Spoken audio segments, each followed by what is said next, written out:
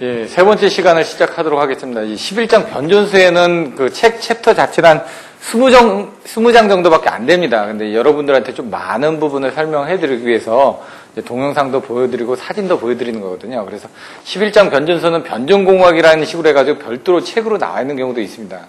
그러다 보니까 이제 변전공학 쪽에서 봐야 될 부분은 변전수에 있는 모든 기기에 관련되어 있는 부분을 다 같이 다루고 있습니다. 그러다 보니까 사실 여러분들 보셨던 이제 피레기 하나만 하더라도 이상전압으로 연결돼서 또 보실 수 있는 부분이거든요. 그래서 근데 여기는 그냥 피레기라고 해봤자 몇 줄 안 나와 있습니다. 근데 이미 여러분들이 10장에서 이상전압을 배우셨고, 9장에서 이상전압 배우셨고, 11장에서 보호계정기 배우셨죠. 그런 것들이 이제 나와 있는 거죠. 그래서 모선이다. 그러면 모선에 관련된 부분이 또 뭐 어떤 부분이냐. 보호 방식도 또 나올 수가 있다는 얘기죠. 변압기다. 그럼 변압기에 대한 것들만 설명을 했는데 변압기의 구조가 어떻게 되고 냉각 방식이 어떻게 되고 보호 방식이 어떻게 되고 변압기의 각변이가 어떻게 되고 이런 식으로 이제 변압기 절연 설계를 어떻게 하고 여러 가지 내용들이 나온다는 얘기입니다. 그것들을 이제 여러분들이 앞에서 배우셨던 걸 가지고 여기다 접목을 시켜 주실 수 있게끔 계속 반복 훈련을 하셔야 된다는 얘기입니다. 그래서 2장에서는 제가 간단하게 보여드리고 책 챕터 몇 장 안 남았습니다. 지금 예대 11-1부터 해가지고 또 한 10페이지 남았나요? 그 정도밖에 안 남았는데 그 부분 보고 근데 여기 이제 예대 11-1부터 나오는 이 문제들은 반드시 여러분들이 풀어주셔야 된다는 얘기죠. 11-6은 틀렸기 때문에 그거는 풀지 마십시오. 그거는 이따가 한번 설명드릴 텐데 왜 틀렸는지 그게 이제 420페이지의 문제하고 똑같은 건데 그 계산 방식을 잘못 계산을 했습니다. 지금 여러분 교재는 어떻게 나왔는지 제가 확실히 못 봤는데 아마 똑같이 돼 있을 겁니다. 요거는 이제 아까 보셨던 달로기 같은 경우 어떤 문제점이 있는지 그런 동영상들을 보여드릴 건데요. 요게 500kV 아크.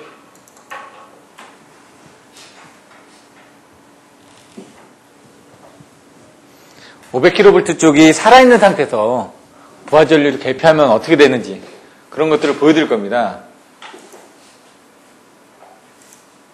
얘가 느려서 좀 다른 작업을 하고 있어서 그러네. 용량이.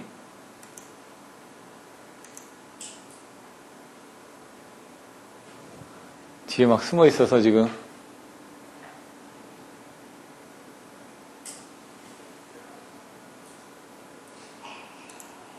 벌써 다 지나가 버렸네. 다시 한번 더 틀자.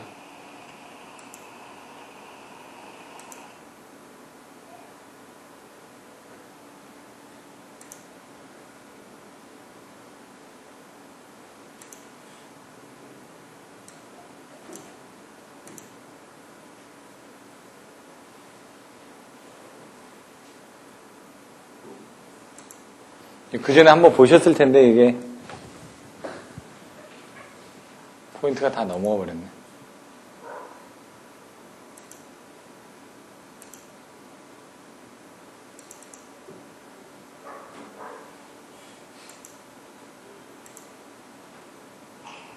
이런 식으로 달러기를 옆으로 제껴도 아크가 쫓아온다는 얘기죠. 어느 정도 이상. 이게 500kV밖에 안 됩니다. 765 쪽에서는 얼마나 더 될까요? 그렇기 때문에 이제 그 안에서 그 짧은 거리에서 이제 할 때는 살아있는 상태에서는 이제 안 된다는 얘기입니다. 이게 23kV가 또 있습니다. AC 라이팅. 이거 번개 치는 부분이고요. 아크 플래시.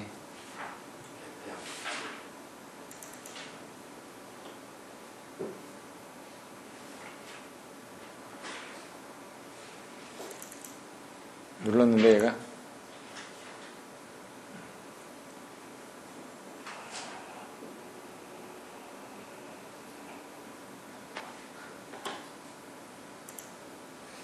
다시 한번. 이건 한 23kV 정도 되는 부분이겠죠.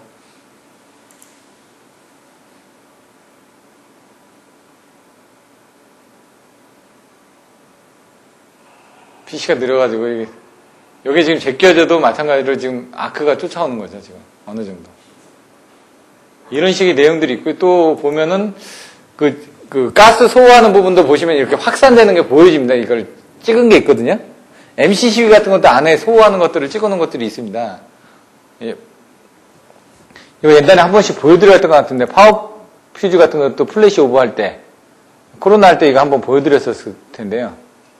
비 오는 날 이쪽에 딱 보시면 지지직 소리 나죠? 여기 보시면은 코로나가 뭐였죠? 예?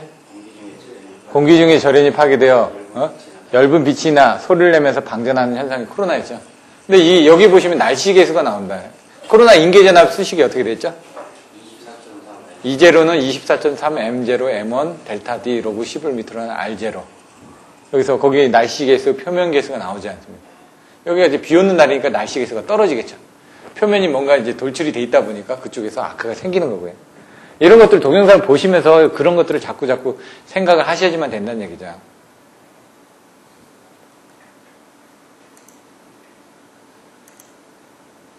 여기 보면 제가 이제 더 설명드릴 자료들이 있는데, 변전소 쪽 부분하고, 그 다음에 여러 가지 이제 동일 출판사나 광문각의 자료들도 한번 보여드릴 겁니다. 나머지 서브노트들 자료들하고요. 일단 기본서부터 돌아가시면요.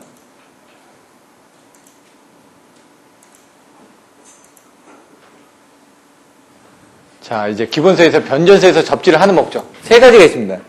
기기 보호, 그리고 중성점 접지, 그리고 인체 보호. 이겁니다. 근데 어디를 접지를 하느냐? 아까 보셨던 것처럼 네 가지가 있죠. 보통 세네 가지를 답을 하셔야지만 됩니다. 딱 뭔가 물어봤을 때 세네 가지는 답을 할 수 있게끔 훈련을 해주셔야 된다는 얘기죠. 접지도 네 군데라는데 피레기, 당연히 접지돼 있어야 되겠죠. 철탑, 그리고 변압기 중성점 접지돼 있죠. 그리고 기기에 대해서 접속이 되겠죠. 그리고 개기용 변성기 2차측. 기기로 하게 되면 개기용 변성기도 해당이 됩니다, 사실은. 근데 건물의 금속 부분도 건물의 외함도 접지를 하라는 얘기죠. 왜? 외부에서 피레가 쳤을 때 그것들을 건물 내부에 있는 사람을 보호하기 위해서는 외부에다 접지를 해줘야 되겠죠. 그래서 피레침, 피레 돌침 같은 것도 바깥에다 돌로 나와 있지 않습니까? 그 건물 외부, 건물 내부, 그리고 내부에 있는 것들도 보면 사람을 보호하기 위해서 어디다 접촉을 하는지. 피레기나 철탑 같은 건 외부에 접지하는 부분이죠. 내부에 접지하는 건 기기 2차측이겠죠. 그래서 변성기 2차측 아니면 PT 2차측, PT 2차측도 접지를 합니다. 안 하는 경우도 있고요. 모든 기계기구에 판넬에 다 접지되어 있죠. 변압기 다 접지되어 있고 모든 기계기구의 외함에는 접지를 해야 된다 해가지고 콘덴서 외함에도 접지가 되어 있고요. 전동기 외함에도 접지가 다 되어 있습니다. 근데 이제 고압 측에서 하는 접지의 종류들이 좀 여러 가지가 있습니다. 뭐 개통 접지도 있고, 그다음 피레 접지도 있고, 그다음에 여러 가지 기기 접지도 있고, 그다음에 통신 접지도 있고, 뭐 여러 가지 종류들이 많거든요. 접지 종류가 옛날 책 보니까 열 몇 가지가 되더라고요. 그것들도 이제 내용을 보시면 될 것 같고요. 근데 그런 것들은 이제 건축 전기에서 나눠지는 기준이기 때문에 좀 그렇게 보셔야 될 것 같고요. 여기서 피레기 접지는 대부분 1종 접지 공사다. 여러분들 1종, 2종, 3종, 특산종에 대한 기준들도 아셔야 되겠죠. 15옴, 그 다음에 2옴, 5옴, 그 다음에 100옴, 10옴, 이런 식으로 돼 있죠. 3종 같은 건 15옴으로 돼 있고. 그래서 이제 보통, 3종 같은 건 100옴으로 돼 있죠. 2종 같은 건 5옴이라고 돼 있는데 사실상은 150 나누기, 이렇게 계산을 하게끔 돼 있습니다. 5옴으로. 그래서 그런 것들을 지금 쓰느냐? 아직까지 쓰는데, 이제는 IC에 해가지고 저압측에 IC69364에 보시면 IT, TNTT, TN-CS 이런 부분을 같이 쓰고 있기 때문에 그런 것들을 같이 써주실 수 있어야 되고 그런 것들조차도 그 발성배전에서 나오고 있다는 얘기입니다. 중성점 접지할 때 소울 리액터 접지라든가 아니면 피터슨 코일 접지라든가 아니면 중성점의 그 저항 접지라든가 아까 저항 접지가 돼 있었죠. 100A 저항 접지를 하고 있는 부분들. 근데 한전에서는 유효접지 개념으로 만들기 위해서 0.5에서 0.60짜리 리액터 접지를 합니다. 저항이 아니라. 저항은 용량이 큰 거고요. 리액터는 용량이 작은 겁니다. 저항 같은 경우는 그 수용가에서 쓰고 있는 100A 저항 접지를 많이 사용하고 있고요. 특이한 곳에서는 이제 삼성 같은 데서는 한 10A 저항 접지를 사용하는 데도 있고요. 계통에 따라서는 400A 내지 1000A 저항 접지를 사용하는 데들도 있습니다. 화학 공장 같은 데는 조그만 아크에서도 이제 불이 날 수가 있기 때문에 비접지 방식을 많이 사용하고 있고요. 시멘트 같은 데도 보면 이제 옛날에 일본 방식들을 그대로 들어오다 보니까 비접지 방식이 많이 사용되고 있는데 최근에는 이제 저항 접지로 많이 바뀌어지고 있습니다.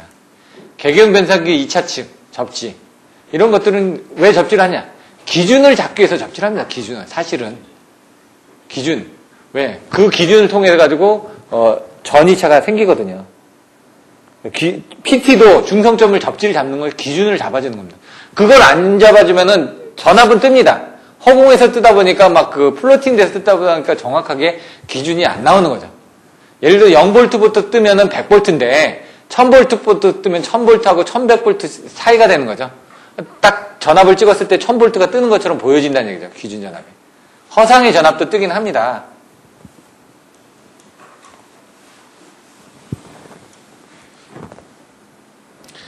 예제 11-2 부분이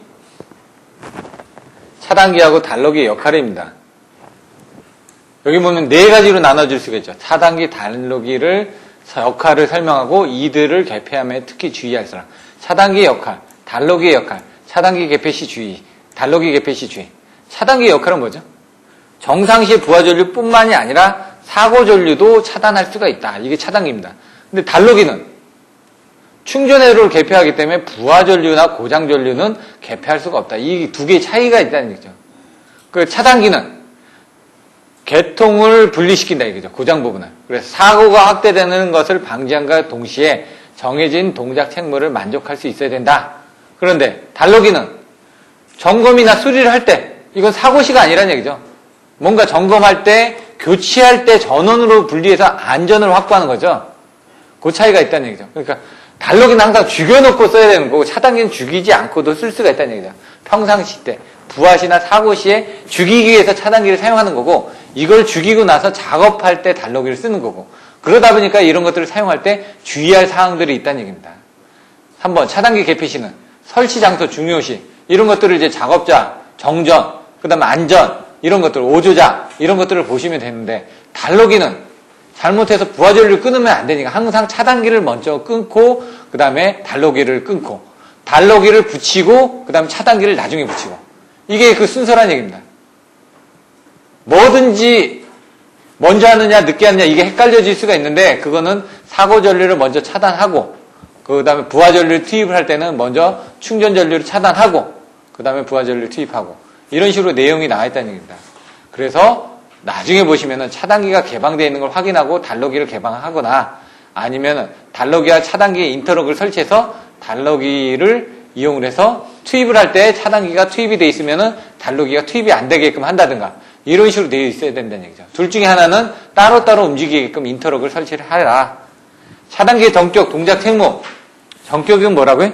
규정된 책무, 조건 및 특정한 조작하에서 차단기가 갖는 성능의 보증 한계. 예? 보니까 김현철이 43인데 30살짜리 그 와이프 13살 어린 와이프하고 결혼하면서 짠돌이가 얘기하면서 오브 다이아를 줬다고 그러더라고요. 그러면서 뭐 보증서를 또 첨부해가지고 줬다. 이 얘기가 막 뉴스에 나옵니다. 왜? 짠돌이니까 그걸 안 하는데 그게 정확한 걸 보여주기 위해서. 여러분들 요즘 금값이 좀 많이 떨어졌습니다. 금을 사시는 건 좋은데 보증서를 정확하게 봐야 되는데 금에 표시된 게 99.999 돼 있죠. 근데 실질적으로 이게 99.999가 아니라 뭐 98.8이라든가 이렇게 되면요. 팔 때 돈값이 떨어집니다. 왜냐면 얘가 순금이 아니기 때문에 다시 녹여서 또 해야 되거든요. 그래서 그 값이 떨어집니다. 그래서 여러분들이 사실 때도 골드바가 옛날에 얼마더라? 한 7천만 원 하더라고. 골드바 1kg짜리 하나가. 우리가 뭐 골드바라는 거는 아이스바처럼 이렇게 똑바로 된 게 바입니다.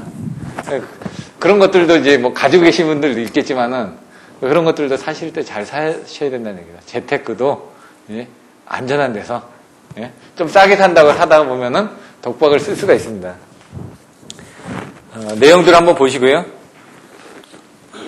정격이란 뭐냐? 세 가지가 있다고 그랬죠. 정격 전압, 정격 차단 전류, 정격 차단 음량. 물론 다른 거는 더 많이 있습니다. 근데 차단기의 정격은 세 가지만 써주시면 된다는 얘기입니다. 왜? 그 이상은 보통 안 쓰니까. 차단기 명판을 봐도 써져 있는 게 정격이 이 정도밖에 안 써져 있기 때문에 이것만 쓰시라고 얘기를 하는 겁니다. 피력의 정격? 피력의 내용을 보십시오. 많이 있지 않습니까? 거기서는 많이 보셔야 되죠. 케이블의 정격? 뭐가 있을까요? 그런 것들도 한번 보시라는 얘기예요. 변압기 정격? 뭐가 있을까요? 변압기 정격도 많습니다. 이게 단상인지 삼상인지 아니면 철심이 뭔지 그 다음에 이게 어떤 재질로 돼 있는지 뭐 이런 것부터 시작해서 온도 조건은 어떻게 되는지 이런 것부터 시작해가지고 그리고 BIL 특성은 어떻게 되는지 이게 유입인지 몰두에 따라서 또 내용들이 또 틀려진다는 얘기죠. 하지만 차단기의 전격 전압은 규정의 조건 하에서 차단기에 가할 수 있는 사용회로 전압의 상한값. 상한값이라는 얘기죠. 최고값. 최고 전압이라는 얘기입니다. 최고 전압. 근데 일반적으로 성간 전압으로 나타낸다고 되어 있죠. 성간 전압하고 최고 전압하고는 좀 틀립니다. 제가 저번에 전압에 대한 설명을 드렸었죠. 표준 전압에는 기준 전압이 있고 공칭 전압이 있고 최고 전압이 있고 이렇게 어떤 표준이라는 거에서 밑으로 내려면 기준이고 거기서 올라가면 공칭이 되고 공칭에서 또 올라가면 절연 전압이 되고 제한 전압이 되고 뭐 최고 전압이 되고 이런 식으로 그림을 그려가지고 생각을 하시라고요. 전격 차단 전류는 차단할 수 있는 전류입니다. 그래서 보통 12.5카, 20카, 25카, 31.5카, 40카, 그 다음에 50카, 뭐 60카, 63카 이렇게 전격들이 있습니다. 그래서 지금 사실 1호사 같은 건 31.5카를 사용을 하는데 그거를 이제 40카 이상으로 올리게끔 돼 있습니다. 왜? 하도 발전소가 많이 연결되다 보니까 병렬로 연결되다 보니까 임피던스가 떨어져서 고장 전류가 점점 늘어나니까. 그래서 그런 데들은 어디냐? 저쪽 울진이나 저쪽 울산 같은 경우는 그 원자력 발전소가 지금 한 21기 정도 있는데 가까운 쪽에 있다 보니까 지금 원자력 발전이 한 25%에서 한 35% 정도 사이에 왔다 갔다 하는데 그걸 41%까지 올린다라고 하니까 그런 원자력 부분에 대한 것들도 한번 보시고 당장 원자력을 올리기 힘들거든요. 원자력은 설치하는데 한 4, 5년 걸립니다. 설계하는데 한 3, 4년은 걸립니다. 또 뭐 이래저래 하다 보니까 전체 한 10년 정도 걸린다는 얘기죠. 그러다 보니까 지금 10년 뒤를 바라보고 하기에는 늦으니까 분산형 전원 설비들 많이 넣으면서 기존에 있던 화력발전소를 복합화력으로 바꾼다든가 그런 건 3, 4년이 되거든요. 그래서 짧은 기간 내에 그런 것들을 늘려주면서 그 다음에 하는 것들이 그 에너지 저장 설비에 대한 것들이 요즘 대두화가 되고 있으니까 그런 것들을 한번 보시라고 자료를 메일로 보내드린 겁니다. 차단 용량은 P는 루트 3 VI만 알고 계시면 됩니다. 3상일 때는 루트 3이 들어가는 부분. 동작 책무는 아까도 설명드렸지만 지락사고 났을 때 차단기가 재투입을 한다 이거죠. 그래서 차단기에 부과된 1회 또는 2회 이상의 투입, 차단 동작을 일정 시간 간격을 두고 행하는 일련의 동작을 동작 책무라고 한다. 일정 시간, 1년의 동작 책무, 뭐 1회, 2회, 2회 이상의 투입 및 차단 동작 이런 내용들을 좀 잘 생각을 하고 계셔야 된다는 얘기입니다. OT1, CO, T1, T2, C1 오픈 앤 클로즈 앤 오픈 이런 것들 0.3초, 1분, 3분, 뭐 15초 이런 내용들 나와 있으니까요. 한번 보시면 되고요. GIS 변전소 아까도 설명드렸지만 공기의 2.5배에서 3.5배 가스 압력 3에서 4 그리고 100배 정도의 절연 특성을 가지고 있다. 면적은 이와 같이 줄일 수가 있다고 합니다. 8%나 줄이네. 충전부가 밀폐된다. 그렇기 때문에 안전성이 높다. 외에 대기 중에 오염물의 영향을 받지 않기 때문에 신뢰도가 높다. 뭐 비가 오거나 그러면 코로나가 일어나거나 그런 부분이 없고 뭔가 날라 들어와서 뭐 화학적으로 변화가 일어나거나 그런 부분들이 좀 적다는 얘기죠. 보수 용이하다 이거는 좀 생각해 보시라고 얘기를 했고요. 소음이 적다. 환경 좋아. 땅속으로도 들어가니까요. 공기를 단축할 수 있다. 조립해가지고 와서 바로 조립만 하면 되니까요. 바로 조립하는 게 아니죠. 그 진공을 만든 다음에 SFC 가스를 넣어줘야지만 됩니다. 얘들도 사실은 조립하는데 며칠씩 걸립니다.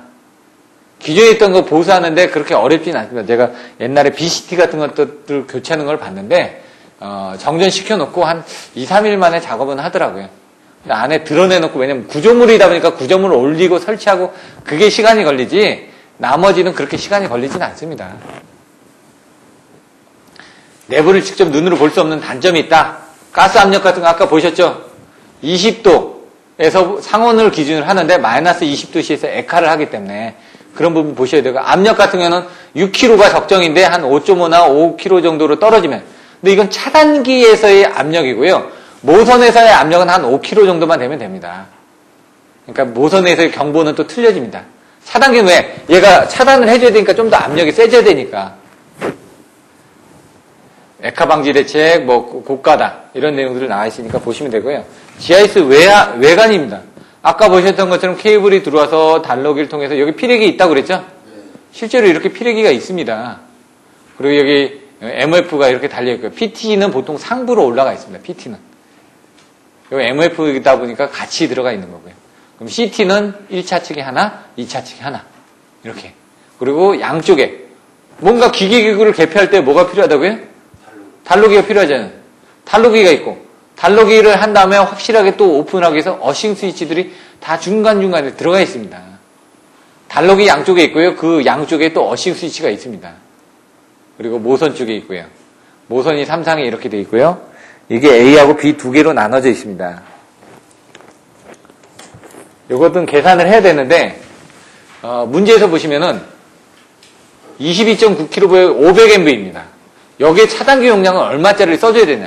이쪽의 차단기 용량하고 이쪽의 차단기 용량을 계산할 수도 있겠죠. 그럼 결국 뭐냐? 거기에 관련되어 있는 전격 전류를 알면 됩니다. 전격 전류.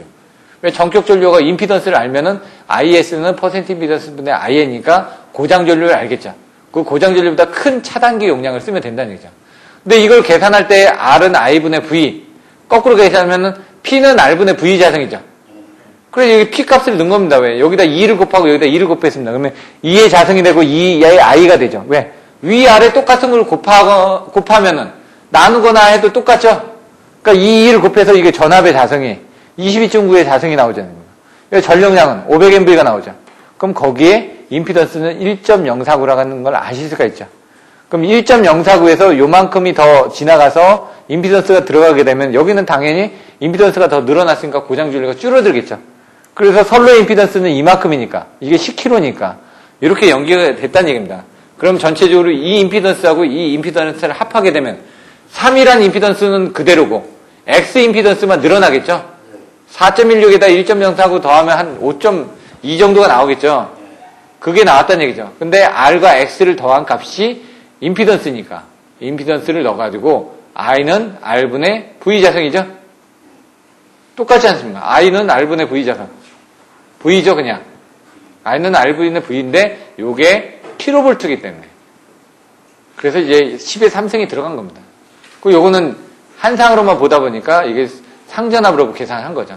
그래서 베이스 전류는 2200A인데 차단기 차단 용량은 어떻게 된다고? P는 루트 3 VI라고 그랬죠. 그렇기 때문에 I 값이 2200이고 V 22900이니까 87.2MV를 넘는 100MV짜리 차단기를 써야 된다는 얘기입니다. 100MV, 200MV, 300MV 이런 식으로 이제 차단기 전격이 있을 겁니다. 그걸 보고 써주시면 됩니다. 왜 11-6이 틀렸다고 얘기를 하냐면요. 여러분 교재가 바뀌었는지 모르겠지만 첫 번째는 맞습니다. 여기 보면 5%가 있고 3%가 있죠. 그럼 여러분들이 보실 때 사실 요 A, B, C, D에서 A의 왼쪽에서 사고 났다. 오른쪽에서 A의 왼쪽에서 사고 났던 오른쪽에서 사고 났던 고장전류 유입 부분이 틀려집니다. 여기 왼쪽에서 사고 났을 때는 이 차단기는 이쪽으로 지나가는 전류만 차단하면 되고요. 왼쪽에서 사고 났을 때는 이쪽에서 들어오지 않습니까? 이쪽에서 들어오는 전류에 차단을 해주거나 아니면 여기서 차단을 해줘야 되니까 이 병렬 부분을 봐야 되겠죠. 나중에 보시면 이 F가 투입이 되는지 개방이 되는지 이런 것들에 대한 조건이 없습니다. 그럼 여러분들이 그거에 대한 조건들을 여기다 명시를 해줘야 되는데 이게 개방이 돼 있다라고 계산을 하셔야지만 계산하기가 편합니다. 안 그러면 여기서 병렬로 계산하고 여기 병렬 계산한 다음에 또 더해줘야 되거든요. 근데 이게 개방됐다 그러면 이거 다 더한 다음에 이거를 곱하기 2분의 1 하면 되죠? 똑같으니까 그렇게 해주시면 된다는 얘기입니다. 여기서도 보시면은 여기 오른쪽에서 사고 났을 때는 이쪽에 지금 고장전류만 차단해주면 되니까 그때는 5%하고 3%가 있으니까 100MV니까 그 부분을 봤을 때는 12.5배만큼의 기본 전류에 견뎌주면 된다라고 되어 있습니다. 근데 왜 이게 답이 틀렸냐면 여기 4%, 5%, 2%짜리를 F라는 조건이 온오프 됐을 때를 해가지고 4%, 5%, 2%면 그거를 더한 다음에 그걸 병렬로 계산해서 나중에 또 계산을 해줘야 되겠죠. 근데 여기서 책에서 보시면 4%, 5%, 2%가 되어 있습니다.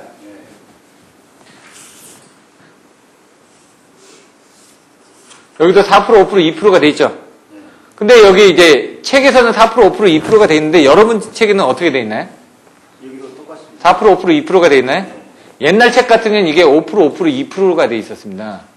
그래서 그런 부분들이 이제 틀려져 있는 부분이 있기 때문에 그 계산식이 틀렸다는 얘기입니다. 그래서 옛날 책 같은 걸 보시면 5%, 5%, 2%가 되어 있다 그러면 틀린 거고요. 여기는 4%, 5%, 2%인데 그거를 2배를 했죠. 병렬이니까 2분의 1로 나눠서 2배를 했다는 얘기입니다, 지금. 왜? 2분의 1로 한 값이니까 실질적으로는 2배 값이 흘려지니까 그 값이 흘려졌을 거란 얘기입니다. 요 수식이 이것도 자세히 보시면은 요게 지금 400 몇 페이지인가요? 400페이지는 좀 틀린데 10장에 이게 또 똑같이 나와 있습니다. 10장에도 똑같은 문제가 있습니다. 그래서 10장에 있는 똑같이 게 예제가 몇 페이지였나? 10장의 마지막 문제였나? 10장의 예제 10-6번을 보시면은 똑같습니다. 그 문제하고 차이가 나는 건 뭐냐면 페이지가 몇 페이지인지 잘 모르겠지만 예제 10-6하고 예? 416페이지하고 이 예제 11-6하고는 똑같습니다. 풀이가. 차이가 나는 건 뭐냐면 기준 전류가 차이가 나는데 앞에 거는 10MV로 계산했고요. 뒤에 거는 100MV로 계산을 했습니다. 그래서 앞에 거하고 뒤에 거 같이 비교해서 보시면 되는데 간혹가다 옛날 교과서 같은 경우는 틀린 부분이 있기 때문에 그런 부분 한번 자세히 살펴보시라는 얘기입니다.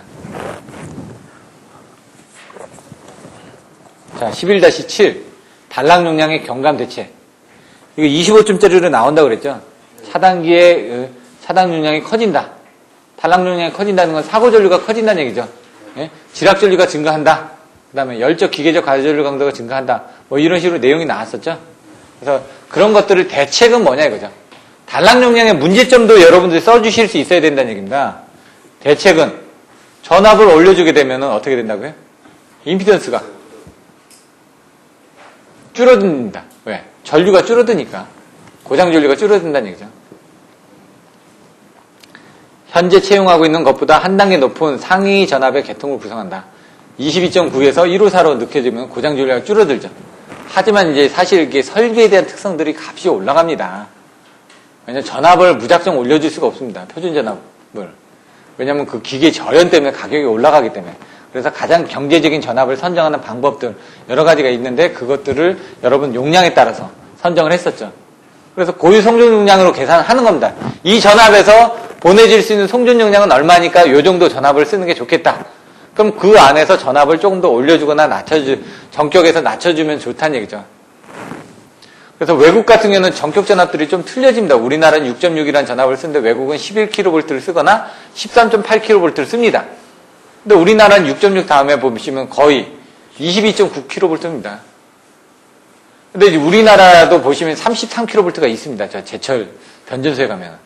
근데 이제 외국은 33kV가 있다는 얘기죠. 그런 것들은 왜? 정확한 그 용량을 계산할 때 154를 안 쓰고 154 다음에 22.9를 안 쓰고 66kV나 33kV를 쓴 거는 거기에 대한 정확한 송전 용량을 적절하게 선정하기 위해서 했다는 얘기죠. 발전기나 변압기 임피던스를 크게 한다. 임피던스가 커지면 고장 전류는 줄어드니까. 한류 리액터 아까 보셨죠? 직렬로 삽입을 하는 겁니다. 리액터다 보니까 고장 전류가 줄어듭니다. 단점도 있기 때문에 조심하셔야지만 됩니다. 직류 설비, 특수한 연기 장치로 연기한다. 이건 HVDC를 쓴다는 얘기입니다. 팩츠나. 사고 시 모선 분리 방식을 채용한다. 왜냐면 모선이 병렬로 연결되어 있으면 고장 전류가 더 커질 수 있다. 임피던스가 줄어드니까. 이런 내용들이 나와 있었죠. 변전소의 새로운 경향. 이 변전소 자동화가 된다는 얘기입니다. 결국은. 변전소가 커지고, 왜냐면 님비 현상 때문에 변전소를 설치할 수 있는 구간이 작아진다는 얘기입니다. 우리나라에 있는 변전소들이 한 600여 군데가 넘습니다. 근데 이제 그 변전소들이 자꾸 지하로 들어간다는 얘기죠. 왜 지금 지상에 있는 부분들이 왜 지금 외곽 도시들이 많이 생기지 않습니까? 그래서 생기게 되면 먼저 변전소라든가 도로라든가 그런 부분들이 다 제껴져 있습니다. 설계 단계에서. 그래서 이제 투기하는 사람들은 위에서 뭔가 그런 부분이 있으면 냄새를 맡고 가서 하는 거죠. 그래서 그런 여러 가지 문서들을 보고 이제 검증을 하는 겁니다. 근데 이제 물론 이제 그게 다 맞는 건 아닙니다. 뭐 1차, 2차로 하다 보면 사업이 취소되는 경우도 있죠. 지금 변전소의 고전화, 용량을 키운다는 거는 용량을 키워줘야지만 왜? 송전선로를 건설할 수 있는 부분이 자꾸 제한이 되다 보니까. 그래서 765로 지금 해주고 있죠. 용량도 커지죠. 대신 설치할 때 돈은 많이 듭니다.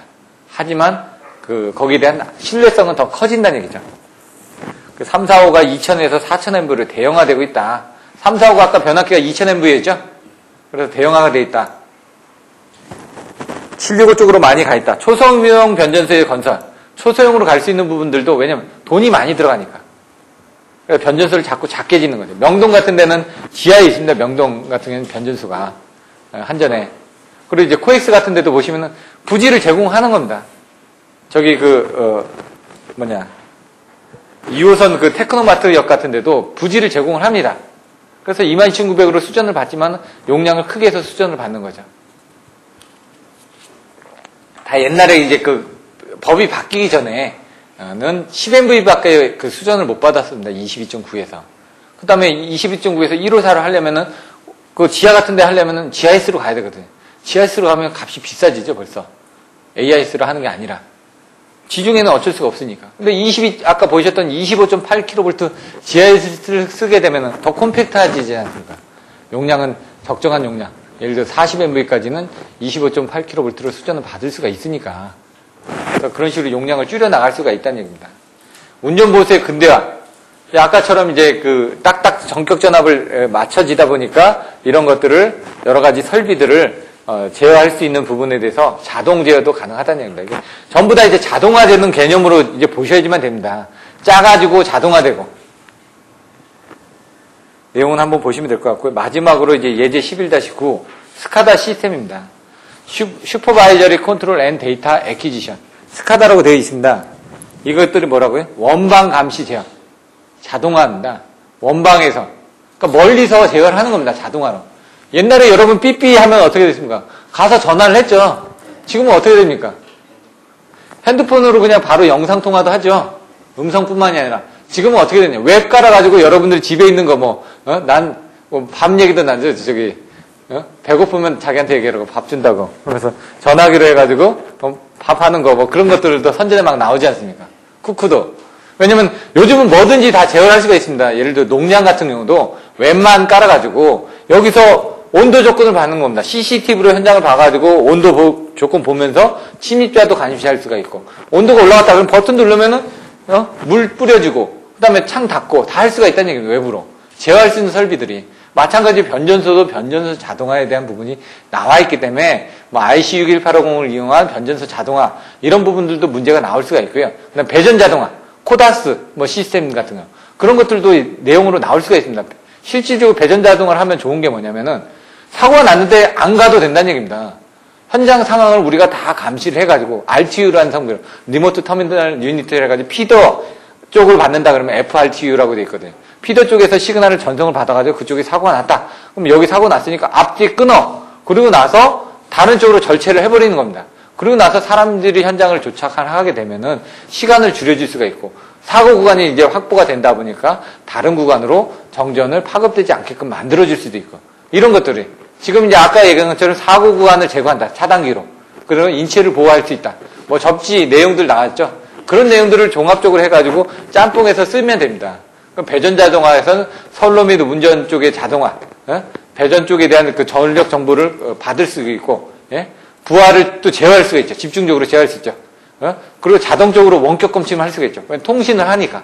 그런 내용들을 가지고 여러분들이 써 나가시면 됩니다. 예를 들어, 설비 신뢰도 향상이라든가, 이런 내용들도 막 갖다 써주시면 되죠.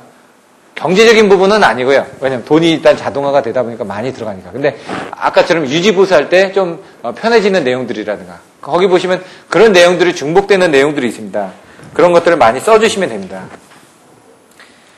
전자통신 해가지고 스카다 쪽은 여기 보시면 컴퓨터 계측 제어 해가지고 집중화, 무인화 이게 나와 있습니다. 그래서 실질적으로 한전의 변전소가 600개라고 돼 있는데 600군데 다 사람들이 들어가 있는 게 아닙니다. 다 무인화가 돼 있는 부분이 한 50% 이상이 다 무인화가 돼 있습니다. 예를 들어 여기 같은 경우는 그 여의도에도 몇 군데가 있거든요. 노량진에도 사육신 변전소도 있고 그런 데들도 보면 무인화돼 있는 데들이 있습니다. 예를 들어 지금 용산의 그 동빙구 변전소 같은 것도 무인화가 돼 있는데 동빙구 변전소는 바로 옆에 미군 부대가 있거든요. 미군 부대 게이트 옆에 거기 같은 데도 다 무인화가 돼 있습니다. 순회 점검을 합니다. 그런 데들은 어떻게 하냐? 거기 이제 점검하는 팀들이 무인화되어 있는 변전소를 몇 개를 돌면서 점검을 한다는 얘기죠. 왜? 큰 설비 쪽, 중요한 설비에는 사람이 상주를 하지만 그렇지 않은 쪽에서는 사람이 상주를 할 수가 없다는 얘기죠. 왜? 인건비가 늘어나니까.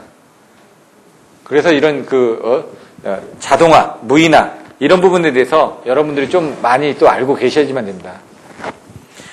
전력 시스템에서 운영되고 있는 거. 아까 제가 얘기했죠? 여기는 뭐, 감제, 측기, 뭐, 경연. 이렇게 얘기를 했죠. 감격. 저는 감격이라고 외웠다고 했죠. 감격. 뭐 이렇게 되고, 감제를 외우셔도 되고, 원격은 다 됩니다. 원방이든 원격이든 똑같은 내용입니다. 원방이 생기니까 감제, 측기. 감은 원방 감시, 원방 제어, 원방 측정. 그리고 기록한다. 그걸 기록한다. 그러니까 자동 기록한다. 그 다음에 경연, 경보를 발생하고 그걸 타 시스템으로 연계한다. 그래서 감제, 측기, 경연 이렇게 저는 외웠습니다. 뭐 또 다르게도 외워주셔도 되고 이런 것들을 자꾸 반복을 하셔야지만 된다는 얘기죠. 타 시스템과의 연계 기능 여기 나왔죠. 에너지 관리 시스템, 에너지 매니지먼트 시스템, 배전 자동화 시스템, 디스트리뷰션 오토메이션 시스템 이렇게 되어 있습니다. 다스가 용어들도 좀 틀리고 EMS도 용어들이 좀 틀린 용어들이 있습니다. 그래서 이런 것들을 연결해 준다. 그래서 나중에 보시면은 그 EMS 쪽에서는 어떻게 돼 있죠? 기본 기능, 계획 기능, 예? 기계 발급 안정화해가지고 중앙에서 이렇게 했던 부분이 있었죠. 예, 그런 식으로 외워주듯이 얘들도 그렇게 외워주시라는 얘기죠. 사실 스카다 시스템 구성도가 이렇게 돼 있지만 실질적으로 EMS 같은 경우는 어떻게 돼 있죠? EMS가 여기 있고 뭐 날씨라든가 예? 여기 지금 3, 4, 5, 154 변전소 쪽 그 다음 수화 활약 쪽에 대한 것들 그런 것들을 받아들이는 쪽이 있었죠. 그런 그림들을 자꾸 외워주셨다. 써주셔야지만 됩니다. 여기도 스카다기 때문에 중앙 처리 장치가 있고 통신 장치가 있고 전송로가 있습니다. 원격 장치 쪽을 제어하고 입출력하고 자동 기록하고 조작하는 그런 시스템이 갖춰져 있다. 이런 식으로 외워주시면 되죠. 이걸 다 똑같이 외워주실 필요는 없습니다. 전송하고 통신하고 그 다음에 이 자동 기록하고 앞에서 이 6개 기능을 할 수 있는 내용들을 여기다 써주시면 됩니다. 나름대로. 이제 11장 부분을 설명을 드렸고요. 여기 이제 또 여기만 93페이지입니다. 제가 보내드린 자료가.